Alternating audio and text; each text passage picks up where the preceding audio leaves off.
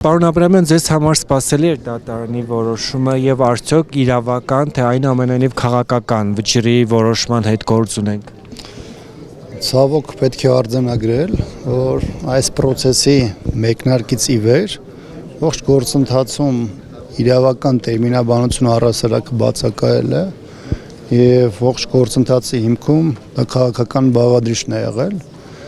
Նաեւ պետք է նշել, որ այս ելքը ցավոք կանխատեսելի էր, որովհետև այն տեղեկատվական քարոզչական նախապատրաստությունը, որը իրականացնում էր իշխանությունը, ցավոք սրա մասին էր արդեն այս կանոնսում։ Այս իշխանության համար ոչ կա հեղինակություն, ոչ կա օրենքի գերակայություն։ Այս իշխանության համար կա մեկ առաջնահերթություն, դա սեփական իշխանությունն է, որը ամեն գնով փորձելու են պաշտպանել։ Սա է ուղղակի մեր իրականությունը։ Չի հիշեցնում ես օրինակ, երբ որ մարդը հարցազրույց է ասում, հարցազրույց է տալիս եւ դա հիմք է դառնում քրեական վարույթ նախաձեռնելու եւ կալանավորելու։ Հիմա այսինքն օրինակ ձեր այս հարցազրույցը կարող է դառնալ ձեր կալանավորման պատճառ։ Գիտեք, եթե առաջնորդվենք այն մոտեցման, որով իշխանությունն է առաջնորդվում, ապա խորհրդանի ընդդիմադիր падգամավորի ճնշող մեծամասնությանը ցանկացած բայի կարող են բարձրապես կալանավորել, բայց ցավով եմ արձանագրում, բայց մեր երկիրը 7 տարի նույն իրավիճակում է, մենք այս դրսևորումները անդադ տեսնում ենք նաև ձեր հետ, մեր լրատվամիջոցների գործընկերների հետ, տարբեր դատարանների առաջ, տարբեր process-ներում, բայց արձանագրությունը մեկն է, կա քաղաքական process, իշխանությունը փորձում է իր ճանապարհից հեռացնել բոլոր այն անձանց, ովքեր իրենց դիրքորոշումից տարբերվող մոտեցում են ներկայացնում։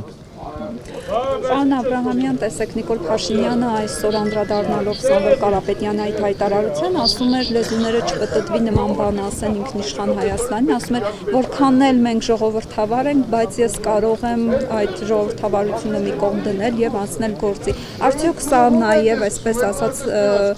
սպառնում էր նաեւ այն բոլոր մարդկանց, որոնք հնարավոր է, որ հայտարարեն եկեղեցու կողքն են։ Հայաստանում